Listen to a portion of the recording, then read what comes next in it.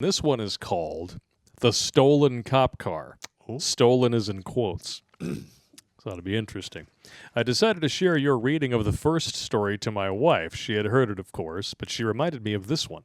This is one that I was eventually going to get to. It takes place in 2006. It's a story of my partner and the ad hoc pranks that ensued from this call-out. It's a typical Sunday morning in our city, spring. I was patrolling the south side of this small city. My partner was patrolling the north central, and the redhead LT was covering for our LT and her husband. She was pulling a double for the comp time. It was around 0900. I'm leaving the south side, and my partner is entering the south side on the same street. We pass each other just outside the tunnel under the railroad tracks.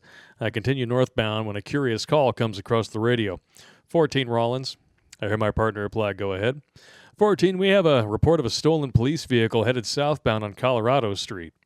10-4 dispatch, break 97. Are you still northbound on Colorado? The firm.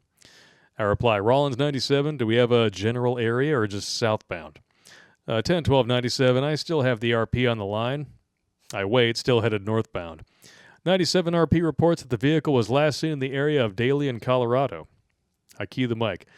Copy, Rollins, show me 60. Did the RP give you a unit number or a better description of the unit? Mind you, at the time we had 4 1997 Jeep Grand Cherokees, 6 Crown Vics, 3 98 Ford Crown Vic Police Interceptors, 2 99 Dodge Intrepids, 1 2002 Chevy Impala 9C1, 97 Ram 1500, and various other available units, all white, marked with red and navy blue stripe. That's kind of old for a police department. Normally, they rotate out every 4 to 6 years. Yeah, the newest car in that batch is 4 years old. Yeah. Police on the quarter panel down both sides, and on the door is a massive Rollins Police Department patch.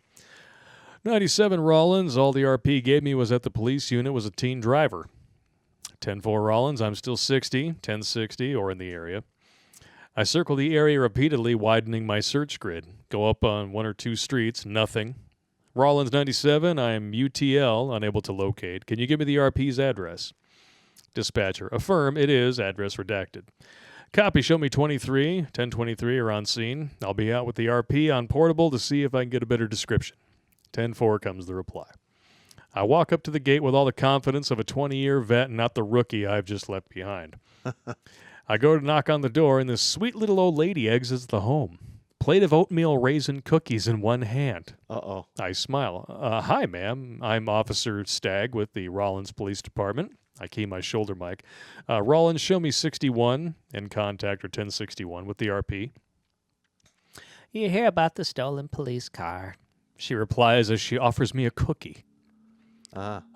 I normally don't take things offered from people, but they smelled so damn good, and she reminded me of my grandma, so I took one.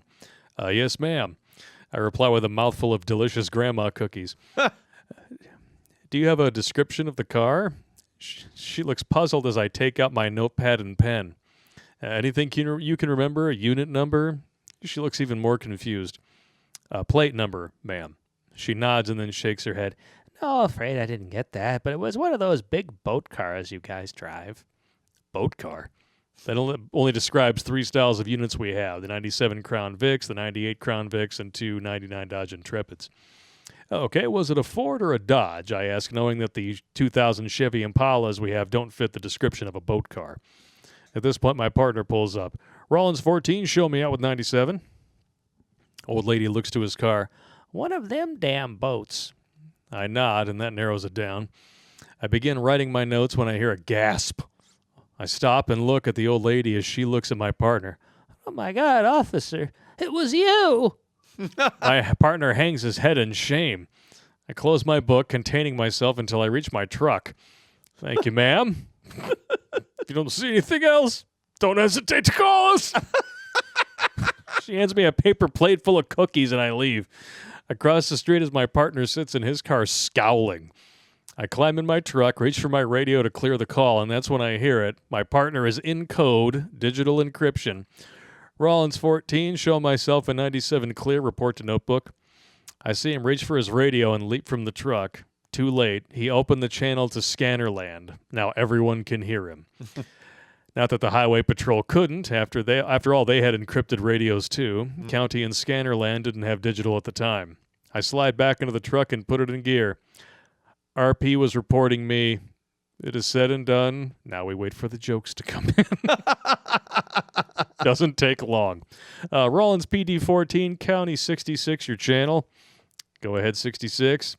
Hey, you need a booster seat? No response. Rollins PD Pad 14, Rollins Patrol 197, car to car. Go ahead. My partner replies dejectedly on the car to car channel. Hey, dude, I got some Denver and Alaska phone books that you can use. I'm not sure if the PD would authorize a car seat for you. 14L3, car to car. Go ahead, LT. Hey, since me and Redacted are having a kid, we won't need the booster seat for a while. I can loan it to you. No response. Damn. So I had he must have been a short dude. So I head to the restaurant that we were meeting Red at along with the deputies and troopers, and now it looked like Game and Fish and a BLM ranger who, like the rest, got in on radioing my partner to harass him. The radio, silent before, has now come to life with deputies, troopers, Game and Fish, state park law enforcement, and federal rangers calling it to talk shit. Damn. I pull into the parking lot and call out code 3, which is break. Red bursts through the door of the restaurant. Don't let him come in right away. I look at her and she grins. This is going to be great. Oh, here we go. Grab your evidence camera. I want pictures.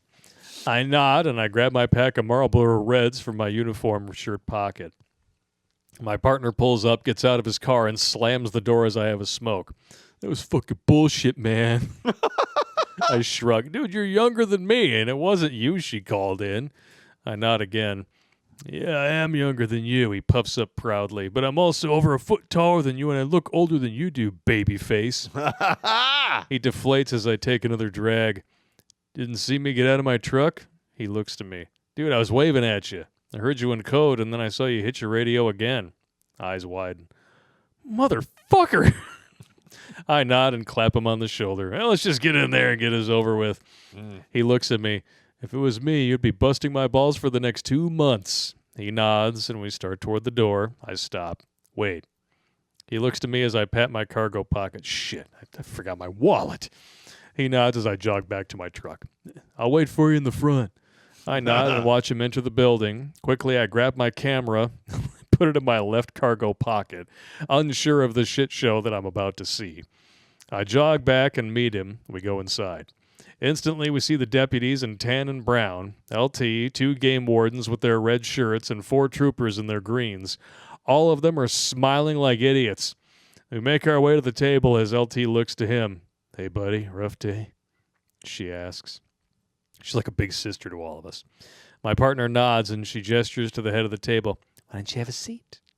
He smiles his thanks and goes for the seat, only to pause. A booster seat, complete with tray, occupies where there should be an adult seat. He looks from Red to the troopers, deputies, Game and Fish, BLM, and then back to the booster seat.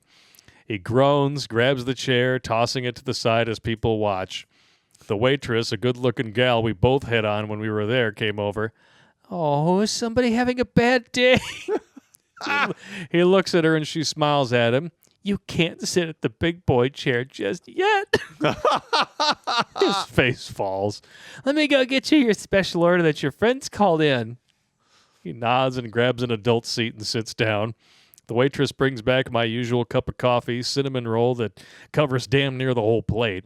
She passes out the others muffins, donuts, cinnamon rolls, etc. Cups of coffee are poured all around, and then it comes to my partner. A plate is placed in front of him. A large chocolate chip cookie. He doesn't complain. Suddenly a mug is placed in front of him. The fuck is this? He asks and looks at the waitress. She asks, and he gestures to the mug. Oh, hot cocoa, but be careful, it's very hot. Oh, my God. You got the waitress involved. That's awesome. The table just erupts in laughter. My partner sighs, and the waitress looks at Red. I think I can find a sippy cup in the back for him if that would be better.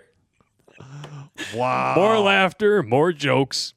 Red looks at him. Hey, little buddy, it's okay. When you grow up, you can have big drinks like coffee. He groans and then reaches out and snags my cup of coffee, replacing it with his cocoa. I'm cool with it until he grabs my cinnamon roll and tries to replace it with the chocolate chip cookie. Nah. Well, I didn't have to do anything. Our redhead LT does. She slaps his hands, swaps the plates back, and then the waitress gives me a new cup of coffee and takes the one he stole from replacing it with hot chocolate again. I like hot chocolate. I do too. I'd be like, I'll take it. I drink it too. It goes great with cinnamon roll. Mm-hmm. Things die down until dispatch throws a baby shower. As luck would have it, they give LT and Sarge a booster seat for when the kid hits toddler stage. Well, me, Sarge, our LT, Sarge's wife, grab the booster seat, put it on top of the cubbies, and place his nameplate on it. For days to a couple weeks, dispatch puts his paperwork in there. Hard copies of warrants, copies of driver's info, reports, you name it. It went in there. And every day my partner would pull out the step stool that he used to shatter his sunglasses from the last story. He would climb up, get his mail, and go about his day with, fine, you fuckers got me. Well, enter Captain Cocksucker and Chief Suck-a-Dick, and once again we have another all-hands mandatory meeting. Chief enters, pulls the booster seat down. I get it, Jeff is short. I also heard the call that he took with the stolen police car, but we are fucking professionals, and you will act like professionals, or else you can work for another agency if I don't blacklist your asses. Translation, beatings, beratings, and bitching will continue until morale improves. And that stopped for about a month. I like it. Oh, man, these are good stuff. No, we used to do the same thing. Thank you very much, Stag. You used to do the same shit in the Army? Yeah, if you fucked up, did stupid shit, we would never let you forget it for a while. Well, give us a good example, and then we'll jump to new tech. I know you got a bunch. Okay. All right. Airborne drop. All right. We show up early. We're going through all of the bullshit, and there's basically a demonstration where they give you the little brief class. Yeah. The main shoot and the reserve. All right. These are demonstrations. I don't know what happened. This could have killed him. But he wound up with one of those, I think it was the fake reserve. And it's literally, he's strapping it on, putting it on. Okay. And I'm like, hey, dude, I hope you don't need your reserve. He's like, yeah, I hope I don't either. I go, no, that one won't work. He's like, what are you talking about? I go, that's a demonstration one. Don't you see the green tape on the bottom? Fuck! He has to walk in front of everybody. He's like, I grabbed the wrong reserve. Okay, thank you. we never let him live that down. Oh, yeah, it's only your life on the line. Why pay attention to the equipment? It'll be fine. It'll be fine. What could go wrong? What could possibly go wrong? I don't really know how that happened. I think somebody was fucking with him. I don't know. I didn't do it. I wouldn't do that to him because that's life and death shit. But Well, yeah, I mean, the evil genius only takes you so far. yeah, Life and death I mean, is I'm not usually going to the risk your life or anything.